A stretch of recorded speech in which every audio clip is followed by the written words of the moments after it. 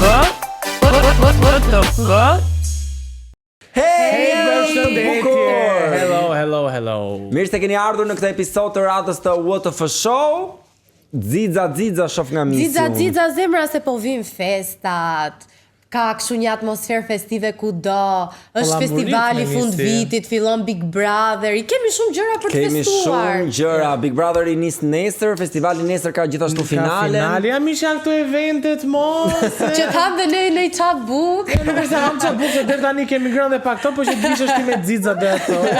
Kemi këto sedepe për të cilët mbidhemi çdo të premte për të diskutuar. Por sot do diskutojmë një temë tjetër në fakt që nuk ka të bëjë as me festivalin as me Bigun, edhe pse do i diskutojmë pak më vonë këto të dyja, ka të bëjë me YouTube-in dhe televizionin. Artistë dhe moderatorë të cilët janë pjesë e televizionit për disa vitesh kanë zgjedhur të shpërngulen në YouTube dhe të bëjnë emisione, podcaste në YouTube. Disa part-time, disa full-time, po. Kështu nisa part-time, pastaj të pëlqejnë, të lezeton, kur e bërë të pëlqeu. Disa janë ndarë dhe me raporte jo të mira me televizion. Po, e vërtet, disa nuk kanë pasur raporte shumë të mira me vendet e punës ku kanë qenë më përpara, e hedhin kështu spica ku një lehtë. Po, unë do të themi që nisim dhe ti diskutojmë të gjithë këto, do duket pak si qok kjo që do them, po duke bërë skaletën, po listonim gjithë emrat dhe më tha gazetarja e programit që po Dalina, thashon kur ka bërë Dalina buzi YouTube, këta të tjerët me hostelin dhe Ajde zemra, sot ka paguajt le tash. Të tham përmeni çik. Jo, ka të drejtë, edhe unë ato po i thoja gazetarës, i thash, ore i thash ne do i telefonojmë disa nga këto personazhe. Po Dalinën i thash, pse mos të telefonojmë, ta pyesim sa fiton Dalina nga Andale. Ndryshimi është që Dalina ka një kompani dhe jo vetëm një podcast. Nuk ka vetëm një podcast, pra në ndryshim ne nuk kemi vetëm një podcastin e Dalinës, por kemi emisionin Terren. Jemi të shumë veshuar. Por le ta nisim me të parën, ajo është Mira Kazhani. Është ndër të parët në mosnën e parë që nisi një podcast në YouTube në kanalin e saj në vitin 2021 dhe ne kemi bërë një hulumtim të klikimeve që ajo ka në podcastin e saj dhe ka një mesatar rreth 100.000 deri në 200.000 klikime. Ajo vazhdon të ruaj rolin e gazetares, pra ka një intervistë personale dhe më shumë do të shfaqi të ftuarin se sa vetëm, pra i jep më shumë dritë të ftuarit. Në fakt Mira është e para që nisi do me thënë që ishte një podcast i mirëfillt, pra nuk ishte vetëm YouTube, por ishte podcast i mirëfillt nga ato që ti e dëgjon dhe në makinë, nuk ka nevojë për ta parë që të kuptosh thelbin e asaj gjës. Dhe ka goditur shumë, do me thënë ka pas goxha impakt. Mira është ndër të vetmet edhe sot, për mendimin tim, që merr personazhe dhe jo shumë të njohur dhe prapa ajo bën buj dhe bën intervista shumë të mira, shumë cilësore. Po, ka raste kur ka marr edhe mjek, ka marr neurolog, ka marr personazhe të cilët që përkasin botës së televizionit ose dhe jo thjesht njerëz të biznesit. Pra ka një shumëllojshmëri Mira në podcastin e saj. Po një fakt interesant është që Mira nuk bën kompromis dhe nuk merr të ftuar të cilët e paguajnë. Pra merr njerëz që ajo i do vërtet. Merr njerëz që ajo dëshiron dhe i pëlqen që t'i intervistojnë, jo që të paguajnë për të shkuar në podcast. Por kjo nuk e mohon YouTube-in që ta paguaj Mira. E vërtet. Një lek do e nxjerrë dhe Mira. Dhe sipas llogaritjeve që dhe Google-i dhe informacioneve që Google i jep, fitohet për një view $0.03 dhe një mesatare siç unë e thash është 200.000 dhe herë 0.03, siç mund ta shikoni këtu, baras, kjo është një shifër që nuk e bën dot misi. O fatos, ti si më ke marr profesionin një herë. 6.000? 6.000. 6.000 euro? Mos është 600. 6.000? Nëse ne do ta llogarisnim me shifrat që paguhet në vendet që janë të monetizuar. Po Shqipëria nuk është një vend i monetizuar, kështu që ajo shifër nuk është dhe shumë reale për të qenë. Dhe ne që jemi andale në YouTube, klikimet më të mëdha dhe fitimet më të mëdha i marrim kur video shikohet jashtë shtetit, jashtë nga diaspora. Një personazh tjetër i cili ka bërë kërdi në YouTube, mund ta them, është ikona një dhe vetmi Arbana Osmani. O zot, sa ikona e Fatosit çdo natë. Ka një foto te kokë krevati. Ëndra e Fatosit është që ose ta intervistoj Arbana ose të intervistoj Fatosi Arbana. Gjë që e kam bërë te premiera, po dua kështu tek për tek në një studio. Shiko, Arbana në fakt u largua nga Top Channel në një periudhë me shumë polemika, se thuhet që ajo kërkoi një shifër për Big Brotherin, ato nuk ja plotësuan, jo po duhet të rikthehej Ledioni e të tjera dhe duket që mbrëmja hyje ishte kurreshtja e gjithë shqiptarëve, pra rikthimi i Arbanës jo në ekran si tradicionalisht normalisht, por në YouTube dhe ka bërë shumë bujë në atë kohë. Sepse mendonte u mendua nga njerëzit që Mirëmbrëma Yje do ishte një format në TV Klan, do ishte diçka si Big Brother. Do shkonte në Klan Kosova. Në Klan Kosova do kishte se Mirëmbrëma Yje doli nga Big Brother, këta e lidhën direkt me një format të ngjashëm si Big Brother që do bësh ose në Kosovë ose në Klan. Shiko, që nga titulli, emri që ajo zgjodhi ti vendoste podcastin, do të nisi direkt si me kuj, se Mirëmbrëma Yje ishte shpreha e Arbanës në Big Brother, më kupton? Që Ledioni e ndryshoi bëri Yje, Mirëmbrëma. Po. Ata të Kosovës e kam Mirëmbrëma Nysa. Se dia e thon më. Nuk e thoni në fillim, se thon më. Ka neç dorë. Por Arbana mirë apo keq po e bën atë podcast dhe është në sezonin e dytë. Është i diskutueshëm, sidomos ky sezoni i dytë për shkak edhe të personazheve që Arbana ka zgjedhur të intervistoj. Ka pasur reagime në rrjet, disa ishin pro, disa ishin kundër, por fakt është që është një ndër podcastet më të klikuara në Shqipëri. Dhe tek Arbana shkojnë të gjithë personazhet in. Pra Arbana ka krijuar atë emrin e saj, që tani punon emri për të dhe ka pas personazhe me emër si Gjensila Ledri, të cilët e kanë ndihmuar me ekskluzivitete dhe me viewsa. Pra, episodi më i klikuar i Arbana Osmanit në YouTube është 1.7 milion. Një shifër shumë e lartë, është surreale për YouTube. Për shembull, shifra më e klikuar e Big Brotherit është 2.6 milion. Dhe ti po krahason një reality show, një spektakël me një podcast të thjesht në një shtëpi që ishe kaq afër me klikime.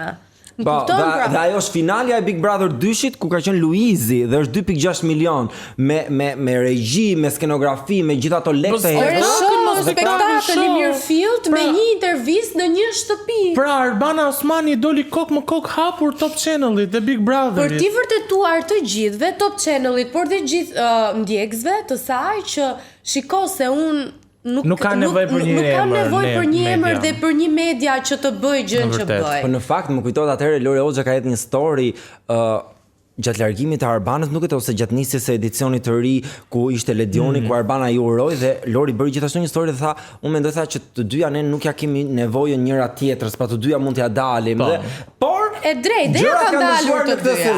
Sepse duket sikur ka më shumë fërkime, më shumë si armiqësi, domethënë Arbana hedh kunja, ishte i ftuar Ben Blushi që filloi dhe Ben Blushi duke treguar ato eksperiencat e veta që unë të zgjodha aty se ti je me zonja, se sa Ledioni, ata merr Ledioni, domethënë pra fërkime ka pasur. Mua nuk më pëlqen që Arbana qofte edhe për Top Channelin ka zgjedhur që ti mbaj ato pjesë. Unë personalisht sepse jam dakord. Më pëlqeu, mbase termi ishte i gabuar, po në një intervistë u tha bukshkelse. Mbase jo bukshkelse, po ti nuk ke pse e përlye në thonjza emrin e vendit ku ti ke punuar. Qoftë edhe i ftuar. Po çka ka bërë Arbana? Po jo. Domethënë, a ka thënë gjë me gojën e vet? Jo. Të ftuar nga kanë e di ka thënë për shembull, e di se ashtu ka qenë. Top Channelin dhori një promo për Big Brother V para se të niste me zërin e Ledionit, ngeli një video 2 vit pa u bër dhe nisi me Arbanën pastaj. Të bien të dy në të njëjtin nivel, nëse tjetri po nuk ka ofenduar Arbana Top Channelin. Nuk e ka ofenduar, po ka hedhur punja indirekte. Ka qeshur. Ka qenë intervista me Arjan Konomin edhe me disa personazhe. Përfundon në fan club. Po pra përfundon Arjani në fan club, por termat e përdorur janë pikërisht në podcastin tënd. Ka diçka, më fal, sepse ndoshta çfarë është përdorur kundrejt Arbanës si bukshkal ose gjëra të tjera, ndoshta janë pak të vrazhda, sepse ajo, siç thot Artemisa, bie dakord deri në pikë që janë fjalë të vrazhda dhe nuk e ka thënë vetë Arbana, por i ka thënë i ftuari. Por ti e ke në dorë, pra ish podcasti yt, është emisioni yt. Dhe ajo ka në dorë të nxjerrë klikime dhe të bëj bujo Kostian. Po mirë, po tani po nuk mund ta shajt, jo ta shajt. Po nuk e ka shajt kush topin. Arjan Konomi tha historinë se pse u përzu nga topi nga përputhe, sepse bëri atë storin atëherë për Big Brother, një kurku të fshihej dhe nuk e fshin. Po pra, dëgjoj, ora normale, shiko, Arbana ka bër Big Brother, Arbana është dinake në thonjza. Nuk e thot me gojën e vet, ama pajtohet në heshtje me të ftuarin që ka. Më kupton? Pikërisht pra kjo do dihet më shumë. Unë nuk jam dakord domethënë që të përdoret ajo lloj quhe kundrejt Arbanës, por dhe Arbana të mirëpresi ato lloj fjalë kundrejt Top Channelit, le të jemi realist, është pak jo etike. Po ndoshta se janë ndarë mirë pra. Okej, nuk janë ndarë mirë patjetër, por Arbana që kur shkëputur vazhdon e hedh story për shembull themeluesin e Top Medias Dritan Hoxhën kur kishte përvjetorin e ndarjes nga jeta e hodhi story. Pra ajo e ka me drejtuesit aktual ose me 2-3 individ, jo me Top Media në edhe pse me drejtuesit vazhdon ende të mbetet follow, por një gjë që besoj që ne të tre bijem dakord është që cilësia e faqja i follow në këtë pikë sepse nga të dyja palët janë hedhur dhe janë pritur pafundësisht kunja. Po dhe ajo Ledioni ndjes që po ndërpres që ishte me librin që tha Mirëmbrëmastero. Ato do thoya edhe unë, domethënë prova e edicionit kaluar. Kunja ka pasur tension ka. Unë pse mendoj që Arbana Osmani në fakt kunjën e vërtet nuk e ka me drejtuesit aktual të Topit, por aq sa e ka me Ledionin. Nuk e di pse kam këtë përshtypje se ata ndryshe nga të gjithë të tjerët, Arbana me Ledionin kanë qenë miq të ngushtë. Shumë miq. Bashkë me Topin, bashkë me Xhemishin. Edhe ajo e përmendi dhe në një story që tha miqësitë më të vyera të jetës time i kanë fituar në media dhe përmendi pikërisht të emra. Mbase thyerja që ajo ka përjetuar ose zhgënjimi ka qenë më i madh nga Ledioni. Po zhgënjim apo jo, se kjo. Ora, do ta marrësh Arbanën ta provosh një herë. Shikoj, numrin e Arbanës e kam, por nuk e di a ka Arbana numrin tim. Pa emocione. Ky është momenti të dashur miq, fatosi me rrjedhullin e vet në telefon. Një sekond. Hajde, fatos Osmani. Alo, Arbana si e? Mirë. Unë jam Fatosi nga Andale, ndjes nëse të shqetësoj. Po, Fatosi e? Mirë, si e ti? Mirë. I love you, by the way. Po të mora për këtë. Të mora sepse ne këtë javë në podcastin ton do diskutojmë temën e YouTube-it dhe televizionit dhe po diskutojmë disa prej emrave dhe ti je një ndër to, e cila ka arritur shifra shumë të larta, 1.7 milion views në YouTube, por edhe në televizion. Sa kushton kjo? Po? Pra ti ke bërë kërdin me shikime në YouTube dhe doja të dija ku fitohet më shumë në televizion apo në YouTube. Të marr pak më vonë të lutem se jam në një ambient me njerëz. Okej, në rregull, po e pres. Faleminderit. Ciao. Unë do qajnë që të asë më në Bëri këtë, Fatosi, bëri këtë. Po çfarë bëri këtë? Po që inshallah më merr pra. Fatosi në shikimin e ti të parë. Absolutisht, ajo do të bëri blog. Fatos, jo po ishte e zënë se duket sikur po. Pra. Arbana duke shpërndar dhuratat për vitin e ri, tani Fatos një sekond. Kur ta sa kushton, më thash çfarë minuti për telefonat, çfarë kushton atë? Sa kushton? Sa kushton? E kuptova. Imagjino thoshte, Fatos a di që të flasësh me mua kushton? Doli se ato vajzat. Kjo telefonat kushton. Kjo telefonat do të regjistrohet dhe do ju faturohet.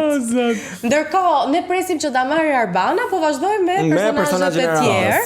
Është Grida Duma. Grida Duma më lër të drejtohet nga politika u fut botës së televizionit dhe me sa duket nuk ka ndërmend që të shkëputet nga bota e medias. Po nuk e di se fakti që ajo është aktualisht moderatore në një program në Top Channel dhe ndërkohë ka nisur dhe podcastin e saj. Pra është paralelisht, është paralelisht. Pra bën paralelisht edhe YouTube-in edhe televizion. Tani unë e di Fatos që sytë tu kanë qenë më gjatë. Jo, po shikoj këtu anë është te ty. Sepse studion sot e ka zbukuruar Preciosa me këtë orë fantastike nga Bulova, është kaq e bukur live, është më e bukur live. Ja aprovon Fatos. Mirë atëherë, shumë faleminderit Preciosa që ishe pjesë e emisionit të sotshëm. Dhe në fakt kur ka dal Grida për herë të parë në Top Channel, unë thash është vendimi më i mirë që stafi i Topit ka bërë për ato program se Top Story. Është vërtet, programi i fuqishëm. Eni Vasilin më ka pëlqyer, por Grida ka një statur, ka një qëndrim dhe bën ca pyetje të drejtë për drejta dhe duket sikur nuk i bën syrit të. Është person i dur për ato program. Ndërkohë, nga ana tjetër, tek podcasti që ka nisur ndryshon. Për mendimin tim. Pra, nëse në Top Story ajo është në terrenin e vet, në podcastin e saj që ka nisur tani mua për mendimin tim nuk më rri. Sigur nuk i shkon formatit të Gridës. Ndoshta ne jemi mësuar ta shohim Gridën, sepse Grida është një pedagoge, pra të folur në publik, ka armën e saj më të fortë, më kupton? Por përse i përket pjesës së intervistave ose të podcastit, mua më duket shumë e ftohtë dhe duket sikur nuk lidhet shumë me Base, di pse mendoj unë që mund të ndodh kjo sepse ajo vjen nga politika. Politika është mos tregoj emocione. Po, e vërtet. në vetvete ti je njeri i ftohtë. Ndërkohë showbizi nuk është si politika, pra është një fushë komplet tjetër. Ti duhet sikur të intereson dhe kur t'intereson. Duhet të qashe, duhet të qeshësh. Po të intereson thashë themi u ndana, u bashkuan, si u ndan, ç'a ndodhi, si ndodhi. Që mbase grida me aq dije sa ka dhe intelekt nuk intereson fare. Duhet sikur fyer intelektin e saj. Nuk e besoj se është kjo arsyeja, por mendoj që dhe asaj ndoshta i duhet pak kohë për të kuptuar se si Po më merr Arbana, stop it. Ndjes publiku. Thash se nuk do më merrje. Ato, s'ma falë, kasën e një supermarketi plot me njerëz edhe. E di, je shumë e zënë. Për të folur për këto. Çfarë më pyete? Të pyeta për fitimet që ti ke në YouTube krahasuar me fitimet që ke pas në televizion. Po nuk ka krahasim, sepse unë në YouTube sot prezantohem si njëri që vi nga televizioni, pas 25 viteve televizioni më bëri të famshme dhe nuk ka krahasim, pra unë nuk jam një person që befas hapa një kanal në YouTube nga hiçi. Unë E vërtet kjo. nga një karrierë shumë e gjatë, kështu që nuk edhe si pur unë të marr sot 10 fishin, janë prap klikime dhe sukses që vjen nga një jetë punë në televizion. Pra ti thua që fitimet që ke dhe tani ja dedikon në thonjza karrierës së gjatë televizive që ke pas në Top Channel. Po, patjetër, se mua nga Top Channel ka njohur. Kush isha unë që dola befas me 1.7 milion klikime. Vëmendja ka qenë nga ajo, patjetër nga puna ime, patjetër, por edhe nga fakti që kam shkuar në shtëpitë e gjithë shqiptarëve duke marrë programet më të rëndësishme për një kohë të gjatë Top Channel. A të mungojnë ato programe? Jo. Ja. Je shumë e kënaqur me mbrëma yje dhe me bizneset. Jam shumë e kënaqur me jetën që kam tani se këtë jetë zgjodha dhe kam arsye pse mos jem e kënaqur, po nuk është se nuk jam kënaqur atë shik kur i kam bërë ose kur kam qenë pjesë e tyre, e kam shijuar shumë. Pafund. Shumë mirë. Unë të falenderoj shumë që more kohë nga dita jote dhe folëm bashkë për këtë temë. Arbana, një gjë të fundit në një urim që do japësh gjithë shqiptarëve, me që parafrojnë festat. Po. Okej. Gëzuar festa sa më gëzuara, të kenë shëndetin që është më rëndësishmja edhe të kenë sa më shumë kohë për të bërë gjërat që duan. Shumë faleminderit Arbana, të përqafoj nga larg. Faleminderit, edhe unë. Pafshim, ta, gëzuar. E shikoni more që është mirë njohse për Top Channel. Jo, ne nuk e tham, pra ishte e rëndë fjala. Por ne tham, jo, prit mos i the atij. Unë isha të mbrojta që në fillim.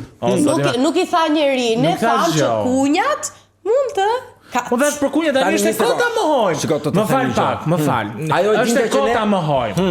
Është kota mohojmë që nuk ka tension mes Arbana Osmani dhe Top Channel-i. Tani të gjithë e dim, tani të shtëna nuk e di Po mirë të shtëna tani mos not Shiko, ajo nuk e dinte që telefonata po regjistroi dhe prap foli mirë. Po normal, o zemra 25 vite. Qa pret? Është kur e merr tjetri out of nowhere, dihet që Por një person i radhës që ne do diskutojmë është armika më e madhe e Arbana Osmani. Jo, armika nga populli, nga s'ka qenë kur rivale po, pra konkurrente të denja për njëra tjetra. Publiku na ka bërë rivale, se s'kan qenë asnjëherë. Por e kemi fjalën për Alketa Vejsiun. Atë që nuk e di, do marrë dhe Alketën dhe Verën apo vetëm Alketën? Jo, vetëm Alketën, se Alketa YouTube-in vetë bën. Kupton, është shkëputur nga Vera. Vetëm. Janë shkëputur. Mirë, atëherë Alketa siç e dim të gjithë ka nisur me programet spektaklet e ndryshme me fëmijë, Dancing with the Stars, ka biznes, dhe tani së fundmi ka nisur edhe podcastin e saj në YouTube, i cili quhet Inspire Podcast, ku nëse bëjmë një mesatarje, ajo për klikime ka 100.000 klikime, dhe në këtë podcast ajo ka të ftuar të ndryshëm që nga njerëz të thjeshtë me histori frymëzuese, por edhe artista të ndryshëm, por kemi dhe businessmen, kemi dhe pastaj një deg tjetër që e ka krijuar Meet the Founder, ku flet me sipërmarrës të ndryshëm rreth biznesit të tyre. Në mendimin tim, këtu ka diçka që nuk shkon, sepse Alketa është duke bërë shumë gjëra njëkohësisht. Pra, është në krye të X Factorit. Po bën Inspire Podcast që bën historitë me njerëzit. Po bën podcastin tjetër i cili ka të bëjë me biznesmen të suksesshëm, jo vetëm në Shqipëri, por edhe në përballë. Ndërkohë është dhe në krye të biznesit. Pra është duke bërë shumë gjëra njëkohësisht. Dhe unë jam me mendimin që kur bën shumë gjëra njëkohësisht, jo të gjitha arrin t'i bësh shumë mirë.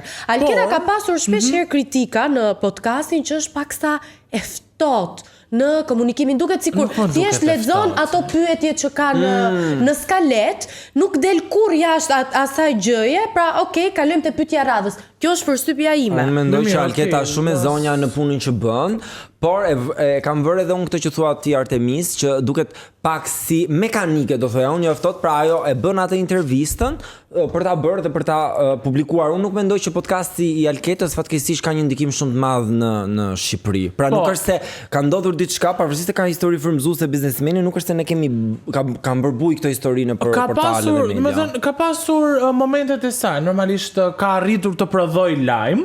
Po, sepse ka qenë jo vetëm për shkak të podcastit, por ka qenë dhe i ftuar i shumë i rëndësishëm. Ne jemi tek i ftuari. E dini që podcasti, episodi më i klikuar i Alketa Vejsiut në YouTube është me shefen tonë. The Mother Delina Miss D. Që ndonjëherë është personazhi ai i cili sjell më shumë klikime se sa vetë emri dhe patenta, po theme podcastit. Shumë merita Mirës, sepse Mira klikohet pavarësisht personazhit. Po pra, ndërkohë në rastin e Alketës kam përshtypjen se është e kundërta. Një personazh i ri i është futur botës së YouTube-it dhe podcasteve, Drini Zeqo, nga roli i speakerit të lajmeve, të cilit të themi kot që nuk ishte shumë i mirë, ishte ndër më të mirët. Te podcasti mirë është, nuk është keq. Sa ka nisur? Sa ka nisur, pra nuk mund ta gjykojmë që. Unë e gjykoj sepse e para njëri ideja nuk është kreative, është late night show që e bëjnë shumë në Amerikë. Dyta, kudo, jo vetëm. Drini Zeqo ka qenë speaker lajmesh dhe nuk e ka për mendimin tim batutën dhe bagazhin e nevojshëm për të bërë një late night show dhe për të mbajtur të mërthyer publikun pas ekranit. O duhet të ketë një personazh të fortë të ftuar që të shesi dhe nuk e shoh shumë afatgjatë këtë projekt të ri fatkeqësisht Drini. Po mirë, ai është në fillimet e vet, domethënë është jashtë kuadrit të tij, sa ai nuk ka qenë vetëm speaker lajmësh. Normalisht ka pasur edhe projekte të tjera. Ka pasur dhe kryesisht nuk është diti që në shumë lart show e bën komedian. Drini Zeqo nuk është komedian.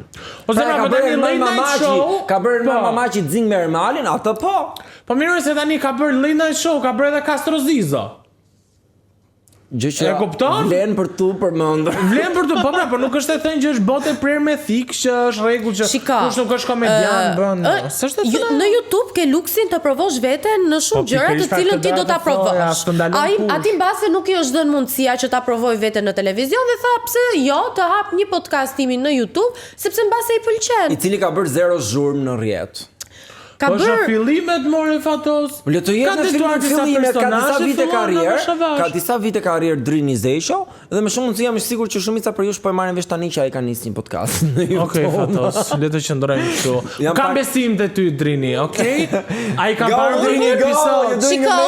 Ai ka parë Drini Zeqos në një episod, patjetër që jo. Unë e kam parë sepse ndryshe nga ju ni studioj konkurrentët. Po unë e pas. Okej, tani nuk mund ta ishim konkurrent. Po nuk ka lidhje në fushën që ne jemi patjetër që konkurrent nuk do ta një gjë po s'dua të bëjmë shumë keq.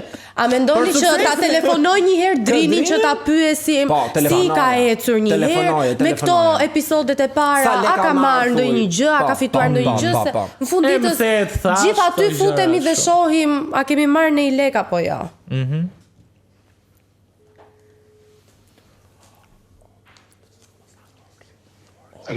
Alo, Drini, përshëndetje, si e? Mirë, si e ti? Mirë, unë jam Artemisa, të telefonoj nga Andale. Okej, Artemisa, qa bën? Mirë, si po të shkon ty me projektin e ri? Jo keq. Je i kënaqur? Po, tani, sa ka filluar, pritshmërit janë për më shumë, por deri tani ka një feedback pozitiv. Avash, nuk ngrihesh direkt me të parën, patjetër. Dëgjon të telefonoj sepse ne aktualisht jemi duke bërë një temë në podcastin ton lidhur me televizionin dhe YouTube-in, pra personazhet që janë shkëputur paksa nga televizioni për të fokusuar në YouTube. Tani ta bëjmë si shqiptarët, troç, fitimet më të mira ku janë, në televizion apo në YouTube? Ti sapo ke nisur po në YouTube, Për mua janë në YouTube, po jam i bindur për këtë. Domethënë, fakte flasim për Domethënë, nëse do opinionin tim për eksperiencën time, aktualisht që flasin e ka më të larta në YouTube. Do me thënë sa fitohet pak a shumë në një episod, sigurisht varet edhe prej klikimeve, po një mesatare. Shiko, është e vështirë të flasësh për mesatare episode, se nuk matet me episode, matet me një, domethënë, matet me sezone kam përshtypjen, në një sezon, domethënë në një sezon që ka minimalisht 12 puntata dhe që zgjat 3 muaj, po e quajmë kështu. Ti mund të fitosh edhe deri në 50-60.000 euro. 50-60.000 euro. Në një sezon, mirë, jo keq. Shumë faleminderit Drini. Të jesh mirë, pafshim, ciao. Ciao. Një shumë e madhe 50-60.000 euro. 50-60.000 euro. Bashkë me sponsorat tani Sponsorat në Shqipëri, do me thënë janë më të rëndësishmit, se e tham që nga klikimet nuk është se merr dot shumë lek. Gjithsesi kjo mbetet pa nuk ndahet, kështu që ne u bazuam vetëm te klikimet, kështu që atë janë bashkë me sponsorat. Po e morët vesh ju të dy, mirë ka dal. Ju e gjykuat, po mirë Ne është. po, a e keni marrë vesh që po rikthehet Romeo Veshaj me një projekt të ri i cili thuhet do jetë një mini media online në Le të YouTube dhe flasim për radio rikthimin e Romeos, le të Po flasim nuk gjëra do të gjatë. flasim shumë sepse vetëm promo ka dalë, akoma nuk është publikuar asgjë konkrete. Me sa di unë, Romeo do ketë nga burimet e mia që ka marrë vesh, do ketë një emision mëngjesi, më së shumti do jetë tip radio, do ketë mund të jetë edhe një late night show, nuk e di për këtë. Por nuk ka bitem sepse Romeo vjen, pra ka bërë një late night show me vllajën e tij në Mua nuk më Shqipëri. pëlqeu emri, pse X, e kuptova që i kishte vënë X në gjithë projekteve të tjera, po prap X-in jam pak realisht i, çuditshëm. domethënë është pak. Nëse ka lidhje me Elon Musk, no.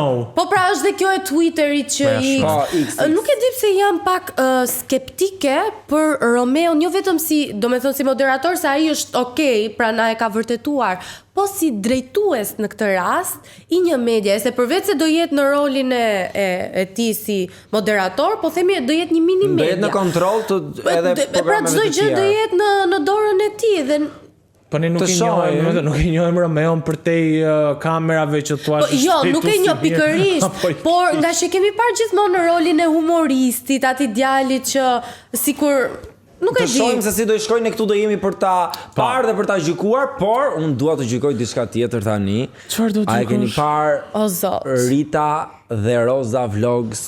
Okej, më fal. Tani, unë këtu dua gjithë vëmendjen tuaj. Tani, nga titulli. Nuk kam vëmendje. Roza dhe Rita Vlogs. Më që nga lër ta titulli? gjej. Shkojnë bëjnë udhëtime. Jo, nuk bën udhëtim me Kostian sepse për to vlog është që të mbyllen në shtëpi dhe të bëjnë disa skeçe të inskenuara që mund të kenë ndodhur në jetën reale, pa një skenar të mirëfillt humori. Domethënë duket pak a shumë si reality show, si Kim Kardashian, por nuk është reality show. Unë e pash domethënë dhe aktrimi nuk është se ishte në aktrimi më të mirë. Domethënë ajo nuk ishte edhe aktrimi i Rozës linte për të dëshiruar. Aktrimi i Rozës nuk më pëlqeu fare. Domethënë më jepte një ndjesi kështu pak si cringeosje. Nuk e di se si mund ta them në shqip një fjalë dhe një term Siklet. Si siklet, po dini si sa kaldi. Jo, realisht mua ky projekt i Ritës dhe i Rozës mua më duket thjesht lek të hedhura dëm. Po nuk ishte as lek sepse ato ishin të dyja në një tavolinë dhe ishte vetëm një kamerë tek pull që kishte plan të madh as plan tek vetë. Dhe ne video de la vida si bëjnë më bukur që i filmon desi me plan. Mami që i lexon i shti fallin vajzës dhe ajo i thotë që jam ndar, ndërkohë që ti nuk je në asnjë moment. Ajo nuk është ndar. Po ziheshe me të dashurin, i thoshte më ke çmend me xhelozitë tua që mu duk shumë falco e tëra si tua. Po shiko tani ne dim që Roza është me Jonathanin edhe janë lumturisht bashkë, domethënë, ç'është ajo lloj bisede? Jo, të lutem, jo. Të lutem mos zemra tani, më mirë kishim bër, ku e di, një udhëtim ose një diçka më ndryshe. Mos dashur të kthejnë këtë siç bënte dikur Rita Lati me Behar Merën, po duke qenë se Roza ishte një Behar. Ato kanë qenë ikonik. Ajo dyshe ka qenë ikonike po. Më fal se pres, ajo s'ishte as shtëpia e vet njërë se unë e kam parë që kanë nxjerr story Roza. Ajo nuk është një detaj shumë i rëndësishëm, po Po e për tani nëse ti do japësh një pjesë nga jeta jote, nga Vlogjet, përditshmëria po. jote. Plus nuk është as vlog, se vlogi është ta marrësh shikuesin dhe të flasësh me Po ti shikuesin. thua mirëmëngjes, Skeç më është serial, më serial. Mirëmëngjes, natën e mirë. Serial edhe ka. Tani pra, edhe unë isha i zgënjur, por uroj shumë që të mos jemi zgënjur Artemis nga çfarë kanë thënë njerëzit këtë javë në Vox Pop. Më beso që nuk do zgënjehesh, sepse njerëzit pavarësisht se mbase nuk e kuptojnë botën e medias se nuk kanë qenë pjesë e saj, e kanë nuhatjen për të kuptuar kush është ku më mirë dhe çfarë është e bukur për t'u parë. Kështu që e ndjekim.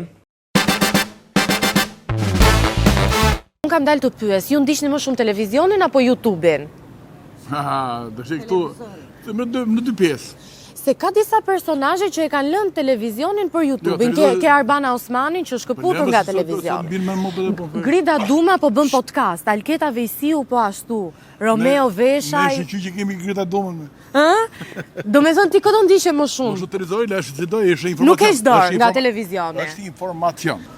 YouTube-in, po Arbana Osmanin dhe këto personazhet që janë larguar në YouTube, çfarë mendon? Mendon që janë më mirë në YouTube? Mendoj që jo. Jo, duhet të rikthehen në televizion. Në televizionin. Po janë disa personazhe si Arbana Osmani që janë larguar nga televizioni, po shohin YouTube. Shohin filma shqiptar, se jemi vetë vjetër. YouTube, domethënë, është kanal alternativ nga televizioni. Televizionin shoh shumë pak herë, domethënë, shumë rrallë, më shumë fokusojmë te YouTube-in, me thënë drejtë. Te YouTube-i, këto personazhe të pëlqejnë më shumë kur kanë qenë në televizion apo sot që janë në YouTube? Ndoshta në YouTube sepse janë dhe vetvete. Unë i bëj gjitha që nga pak. Po, Gjitha që nga pak. disa personazhe e kanë lënë televizionin për YouTube-in. Arbana Osmani e ka lënë televizionin. Kush për është kjo Arbana? Nuk e njoh. Ajo që ka prezantuar Big Brotherin. Nuk e njoh. Fuqia e televizionit është e pashtershme, vetëm kaq. Me shumë YouTube-in? Po, çfarë mendon për këtë shkëputjen që kanë bërë ikona të televizionit si Arbana Osmani, për shembull, e cila është fokusuar në YouTube, ndërkohë kemi Grida Dumën, Alketa Vejsiun, Orinda Hutën, Romeo Veshajn, pra e kanë lënë pak pas dore televizionin. Mendoj se televizioni është duke kaluar pak në një platformë që nuk është... Ka dal nga moda, mendon televizioni? Jo se ka dal nga moda, po është më i preferuar YouTube-it. Do të thënë që po kalohet switch-i, po hidhen më shumë njerëzit nga YouTube-i se sa nga televizioni. Do me thënë, se shumë personazhe të njohur televiziv janë shkëputur pak nga televizioni. Arbana bën podcast, Alketa po ashtu, Grida po ashtu, Romeo Veshaj. Mendon se YouTube-i është e ardhmja? Nuk e di, ardhmja mund të ketë surpriza tjera shumë të mëdha, domethënë po kjo është zhvillimi i medias, kjo është domethënë njeriu bëhet sa më praktik sepse ngulesh te televizori do dhe kohë, do YouTube-in e kemë vetë YouTube-in. Po pse YouTube-in? Më i thjeshtë në Shumë personazhe moderator të njohur si Arbana Osmani, Alketa Vejsiu, Grida Duma, po bëjnë podcaste. A janë më mirë në televizion apo në YouTube? Mendoj se janë më mirë në YouTube. Janë më interesant në YouTube, mendon? I kornizon ekrani njerëzit, pra i vendos në disa kufi që nuk i sheh dot aq të thjeshtë. Po, mendoj se po, se është më thjeshtë të përdorin YouTube-in, gjithë pa përdorin për tani YouTube-in. Mirë, më po nga festivali kush do fitoj thonë? Kjo është dilemë. Halli më i madh i kësaj fundjave që do jetë halli edhe për gjysmën e vitit tjetër se është në maj. Fituesi prap do thonë që ishte e bler vota. Po normal, dashimën kushdo që ta fitoj do ketë ato polemikat e veta. Kush doni ju që ta fitoj? Po mua nuk është kush dua, po mua më pëlqen Alisi. Ka këngë fantastike. Po ndërkohë nga ana tjetër edhe i Nisnë Ziri ka këngë shumë të bukur, performancë fantastike, bombastike. Ja mes tyre të dyve le ta fitoj më i miri. Por nuk e di pse në performancën live, përveç vokaleve që i kanë shumë të mira, nuk më ngjiti, nuk më dha atë. Pra kur e dëgjoja më pëlqente shumë në YouTube. Në performancë pastaj kuptova që okay, nuk është në nivelin e Shkodrës elektronike. Jo se po krahasohemi me vitin e kaluar, po sigurisht dhe ne kemi dëshirë që të bëjmë sukses. Po e bën pak dhe krahasimin në mënyrë natyrale mes konkurrentëve dhe çfarë ishte atje. Unë do thoja për Inisin që performanca vokale ishte e mirë, por nuk më pëlqeu shumë koreografia. Nuk është faji Inisin, ndoshta është pastaj metodë, domethënë. Jo si e ekzekutuan, thjesht nuk më pëlqeu koreografia, pra ishte më shumë kështu.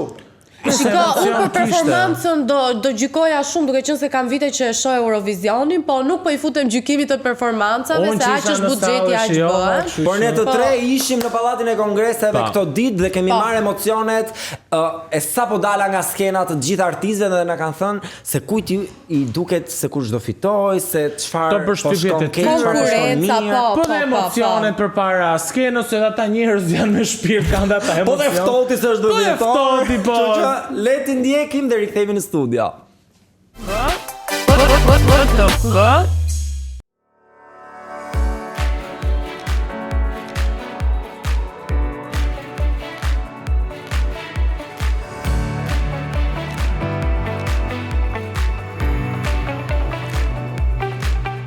Fansa duan të dinë çfarë do të ketë në vijim nga Shkodra Elektronike, një dhe e dyta nëse e mendoni në të ardhmen për të garuar sërish në festival apo jo? Atëherë, po filloj me pyetjen e fundit. Me të thënë vërtetën, nuk e mendoj këtë gjë.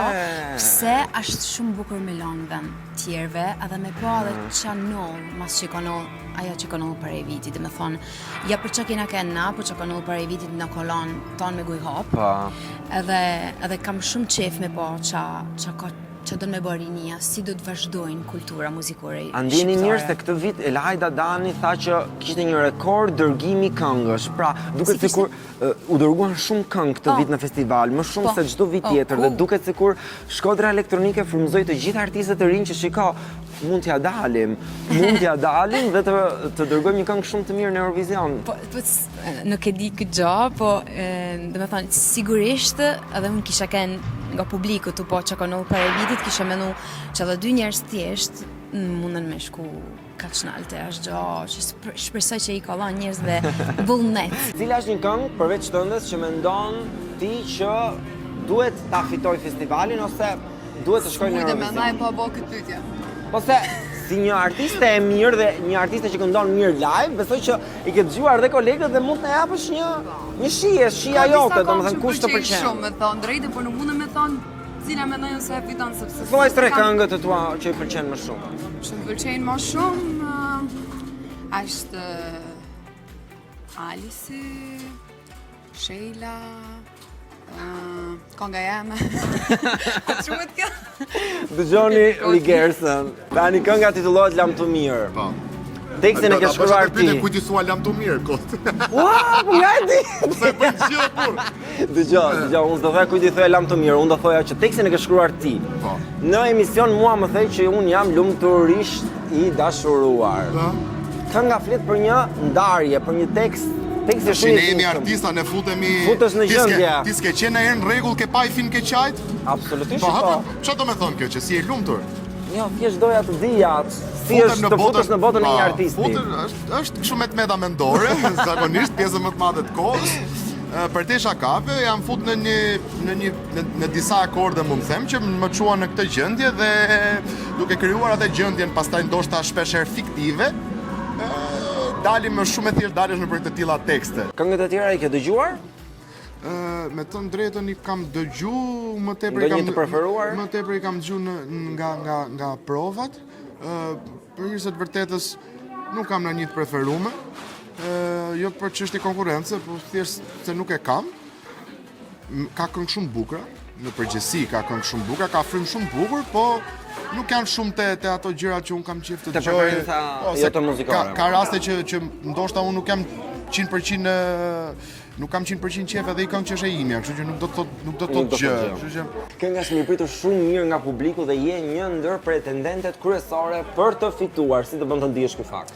Faktikisht çdo vit që kam marrë pjesë në festival kam qenë pretendente për të fituar, po nuk më ka ecur shumë, kështu që shpresoj të jetë drejta e vërteta. Kënga është pritur shumë mirë nga publiku, kjo është kryesorja dhe është fitoria më e madhe për gjithë artistët, por le të shohim. Besoj jam e realizuar në performancë dhe do i pëlqejë të njerëzve. Ne di po presim. Si jemi pritur nga emrat big që konkurrojnë këtë sezon në festival? Po emrat big janë vetur, kështu që. Nga emrat e tjerë po themun. Është okej, jam kënaqur shumë me shumë një artist sepse me atë kam qenë. Bryla. A jam Blair vota? Nuk e di atë do shohim në fund. Por konkurrencë ka, sigurisht që ka, nuk mund të them që Kush janë këngët që të pëlqejnë ty më shumë nga të tjerët? Ke ndonjë të preferuar? Më pëlqejnë disa, më pëlqen Sheila, Frex, Alice, këto janë të preferuarit e mi, edhe Sara Kapo. Zemër unë! Tani kjo është një shqiponjë me 2 kokë, pak e gjakosturit. Çfarë simbolizon? Është shqiponja me 2 koka, siç është tek flamuri shqiptar, pra është autentike, e forcës, e fuqisë, ashtu siç është gjithë shqiptaria, kështu që prandaj mendova të vë simbolin e shqiponjës. Këngët e tjera besoj ke dëgjuar, kush janë këngët që të kanë pëlqyer më shumë dhe mendon ti që mund të jenë pretendente për ta fituar dhe do e përfaqësonin mirë Shqipërinë nëse do fiton? Ka këngë shumë të mira, do them të drejtën, një nga të preferuarat e mia është Të dua shumë, Sara Kapos.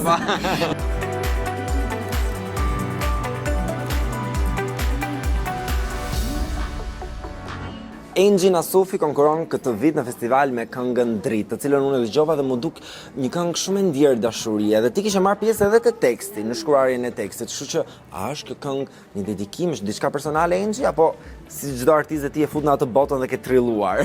Në fakt po, është një krijim i imi, tekstin e kam shkruar unë, muzikën e ka bërë Kledi Bajiti, edhe kompozimin e kemi bërë të dy bashk, e kemi punuar që nga fillimi, që te notat e para të dy.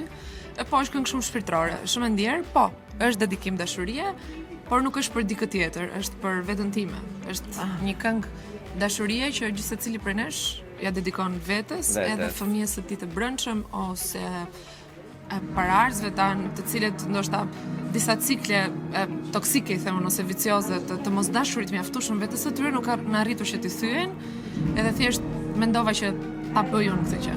Enxhi, po vjen 2026. Synimet e tua janë drejt muzikës apo drejt televizionit? Të dyja bashkë. Të dyja bashkë? Jam rikthyer në muzikë për të mos e lënë më, dhe do rikthehem në televizion sigurisht shumë shpejt. Do rikthesh në ndonjë projekt të ri? Kaq për momentin. Do shijoni festivalin, pastaj do shihemi prapë bashkë. Okej, në rregull. Me shumë dashuri, me zipres. Si kanë shkuar këto ditë me prova dhe me gjithë dashurinë që ke marrë nga publiku për këngën? Them drejtën, të flas komplet pa doreza, pse pa doreza dhe pse ke doreza. Domethënë si artist i ri, 23 vjeç, nuk më kishte marrë mendje se po përçafohet në këtë mënyrë, këtë formë, këtë masë, edhe nuk e di se më të shpjegosh tash një njësi komplet tjetër. Domethënë kjo është ajo ëndra që kam pas në klasë gjatë, që thosha si do të jetë. Kjo ka, por kjo pas ka diçka tjetër, sepse kur jam aty në skenë kam një lloj përgjegjësie të tjetër. Atë kjo thjesht duhet më shtrëngua dhe më dhan maksimumin siç e kam thënë gjithmonë. Por është nisja më e bukur më. Edhe jam me fat. E zëm se fitove. Një pyetje që kam, a do e bësh revamp këngën apo do e mbash identike siç është shqip? Besoj që është shqip, sepse siç më ka ardhur impakti i parë kur e kam dëgjuar tekstin, siç më ka godit, kam qenë prova, ton forcën si legë. Edhe absolutisht do të mbash shqip. Qoftë se. Në qoftë se, fiton.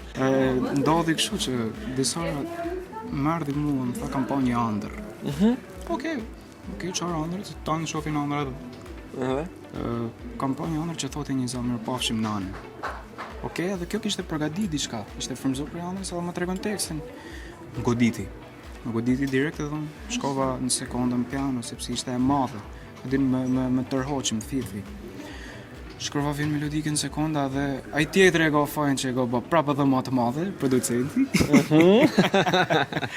Edhe po të tham thjesht it was meant to be, nuk e di, nuk ishte diçka me plan, nuk ishte që do e bëjmë kështu ose do e bëjmë kështu, jo, ndodhi. Luna, me këngën pa kufi, pretendon që ti këtë edicion ti kalosh kufinjt? Po të shkosh ande nga Eurovisioni? Me thënë vetën e kam patur ëndër që e vogël Eurovisionin dhe realisht do ishte një emocion i jashtëzakonshëm në radh parë. Po synimi im është që të përcjell një mesazh të fortë që boll ikëm neve jashtë, po Europa të vitë ne, të vinë të gjithë në Shqipëri, se Shqipëria është e bukur, t'japim dashni, t'japim t'japim zemër, t'japim një mikpritje të jashtëzakonshme, një respekt madh gjithashtu. Me këtë sapo performova, kjo është amia që do më ndjek kudo. Hajde zemër në Shqipëri. Okej. Pastaj këtu është Gjiri Gramës. Pse Gjiri Gramës ka një simbolik specifike për ty? Në fakt është thjesht një vend shumë i bukur. Do doja të fusja gjithë vendet e Shqipërisë tonë në fakt, por gjiri Gramës më ngjiti. Tu ke tekstin e këngës në formën e hartës së Shqipërisë, ke shqiponjën patjetër shqipe. Dhe pastaj kjo është teknikisht flamuri i Bashkimit Evropian? Bravo, po disa të thënë i Kosovës. Pse jo, mund të jetë i Kosovës. Come to Albania patjetër. Vedat, është ky një rikthim i yti për mos u shkëputur më apo do ikësh prapë në Amerikë, do na marri malli ne, do vish prapë në festivale? Si janë planet tani pas festivalit? Të thënë vërtetë, unë kam marrë shpesh, kam kalu gjysmën e vitit në Shqipëri, kam pas tip ture të shkurta në Kosovë, Shqipëri. Sa i përket krijimtarisë, nuk është se kam qenë shumë aktiv. Projekteve, po. Sepse do kohën e vet edhe do përkushtimin e dur, domethënë, kështu që unë kam qenë në atë periudhë mundom të bëj gjithë, takoj familjen, të kaloj kohë edhe me fëmijët e mi, takoj edhe shoqërinë, njerëzit, pak studio, pak këtu, edhe nuk e menaxhuar nga të gjitha. Kam përshtypjen që do më duhet një 5-6 muaj që të shtrohem edhe të bëj një album që kam thënë në vite që do ta bëj, edhe se kam bërë akoma. Shumë nice. Unë jam smur, sforcovaj qik vetëm, po më duk mirë, tash ta të gjojmë si na duke. Qënë ka kap gripi? Po. Se gjithmonë kështu? Ku ti unë? Ka dal nami. Apo emocionet e festivalit kanë bërë që... Ku ti unë? Apo të kanë marrë mësysh, se shumë je përfolu. Vudu. E kanë marrë kuklën e vudu. Bëj shaka se tani. Ty, pas që në sken shikoni të shumë eye contact me njëri tjetrin. A ju ndihmon kjo gjë, domethënë pozicioni që ishte të dy në sken duke parë njëri tjetrin gjatë gjithë kohës. Merci shumë. Domethënë, sa herë kemi kënu ndryshe, se kena kënu kaq mirë këngë. Kështu që keni zgjedhur këtë gjë. Jo, jemi shumë mirë. Tani, shumë përflitet se kush do e fitoj këtë vit festivalin. Një ndër emrat është keni ju të dy. Ju vetë keni dëgjuar gjëna për korridore? Me thënë drejtën smira me lloj korridoresh. Smerën i fare. Kush e ka kuna e ka caktuar najt me pas risk, besoj e meriton. Ju kush ju e keni dëgjuar këngët kush ju pëlqen më shumë? Kam një 4-5 këngë që më pëlqejnë shumë, me thënë drejtën. Edhe nuk më bezdisin fare, i shijoj. I shijan. Ti diri? Gjithmonë ka pas diskutime, vit për vit, po nuk është se kanë dalë, me thënë drejtën. Pra edhe vjetës diskutu, edhe par vjetës diskutu, po nuk është se kanë dalë. Njerëzit kanë preferencat e veta, kupton, sigurisht që bëjnë tifozlik, mos pëlqen vetëm diçka. Edhe këto komentet e tipit që kjo është këngë për Eurovision, po kjo nuk është këngë. Ne bëjmë këngë për festivalin e fund vitit, festivalin e RDSH, kupton? Për mendimin tim, kënga që ka bërë Fifi, bashkëpunim me mu, është një këngë që i përshtatet edhe festivalit, i përshtatet gjithë festivaleve, kudo që mund të shkojmë, kupton? Mendoj që kemi një këngë të mirë, por më tepër vlerëson publik. Pra kënga ishte e Fifi dhe ajo të ftoi në bashkëpunim. Se zgjodhe Tirin Fifi për këtë këngë. Sepse është super artist edhe është shumë underrated e meriton me kon nivel tjetër. Super.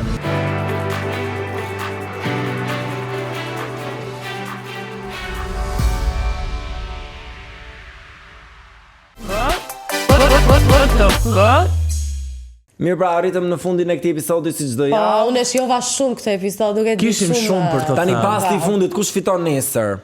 Alisi. Alisi vetëm për i duar trokitjeve që nuk vetëm për i duar trokitjeve që nuk kishin të ndalur në sallë. Thasë do thoya vetëm për faktin që prezanton Arilena, po kjo është për një episod tjetër. Këto janë teoritë të cilat duhet të diskutojmë. Edhe për faktin që është nga Shkodra, po do të flasim gjëre gjatë në një episod tjetër për shkodranët dhe talent show. Ndërkohë që ju shihoni këtë fundjavë me Andale dhe me gjithë programacionin që ne do të sjellim në bazë ushqimit premte në ardhshme në orën 8:00. Miru pafshim! Ore prit, sepse ne për çdo gjë. Jo, ndalo. Nuk do ta themi më mbylljen. Nuk do ta themi më thatë pafshim. Pafshim. Andale!